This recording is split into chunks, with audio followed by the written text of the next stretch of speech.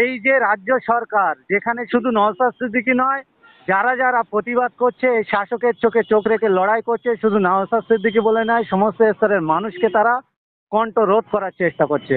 তারা আসলে এই রাজ্য সরকার বুঝে গেছে নওশাদ সিদ্দিকী যেভাবে পিছিয়ে পড়া বর্গের মানুষকে নিয়ে একত্রিত করে মানুষের অধিকার পাওয়ার জন্য যে অধিকার সমাবেশের ডাক দিয়েছেন, সেইখানে নওশাদ সিদ্দিকী উপস্থিত হলে তানারা ভয় পেয়েছে নওশাদ সিদ্দিকীকে। নওশাদ সিদ্দিকীর মাধ্যমে বড় একটা আইএসএফ ইনকিলাব নিয়ে আসবেন এবং শাসকের ক্ষতি হবে, তাই তারা ষড়যন্ত্র করে এরকম সিদ্ধান্ত নিয়ে যাতে কিনা নওশাদ সিদ্দিকী উপস্থিত হতে পারে তার যথেষ্ট পরিকাঠামো তৈরি করেছেন।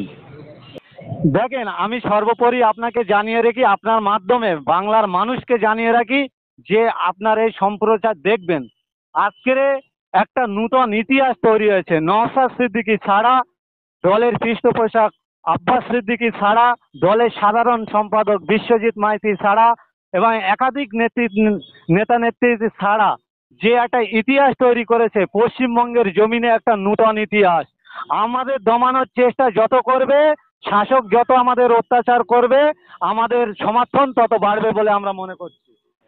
আমাদের দলের নির্দেশিকা আছেন, নিজেদের একটা আইডিওলজি আছে, দলের ঊর্ধ্বতম নেতৃত্ববর্গরা আছেন, তানারা সিদ্ধান্ত নেবেন, তানাদের সিদ্ধান্ত আমরা মাথায় পেতে আদেশ অনুযায়ী আমরা চলার চেষ্টা করি। তানারা যদি প্রোগ্রাম নেয়, নিশ্চয়ই আপনারা সহ বাংলার মানুষ জেনে যাবে।